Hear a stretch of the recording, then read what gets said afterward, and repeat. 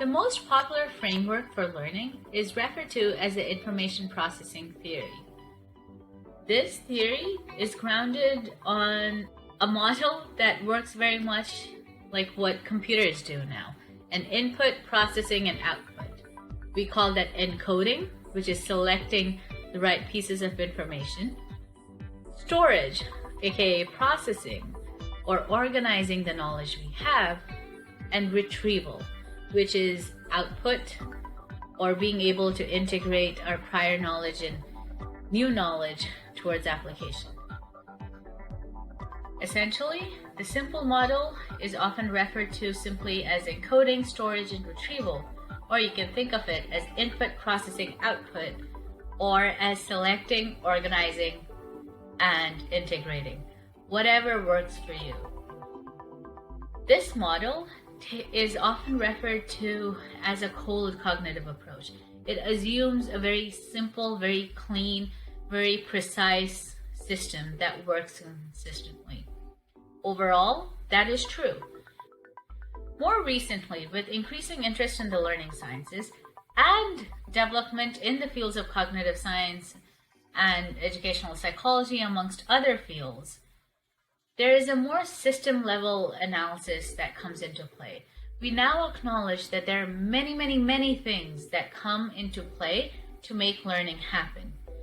For example, whether the person's had food, are they in good physical health, are they emotionally ready to learn, are their cognitive resources directed towards managing their stress, managing their high threat levels, versus are they available to actually process and learn.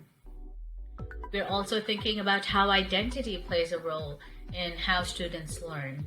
We're thinking about how capable are students in their executive functioning skills, which can refer to like planning, organizing, being able to accept feedback and work on it, metacognition. All of these pieces come under the bigger bucket of executive functioning.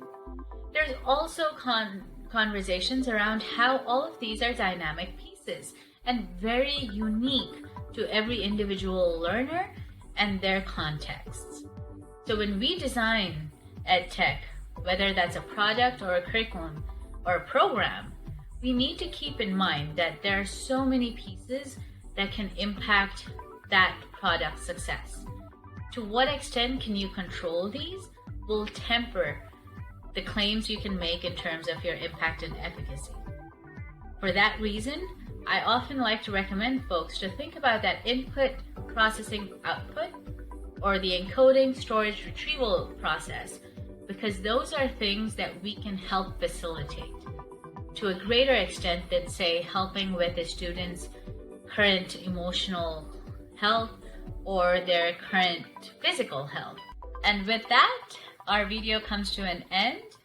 I'd love to chat more with you, so if you have any thoughts, questions, ideas, feel welcome to reach out on LinkedIn or email or website. We'd love to hear from you. Signing off, this is Dr. Kripa Sundar from EdTech Recharge.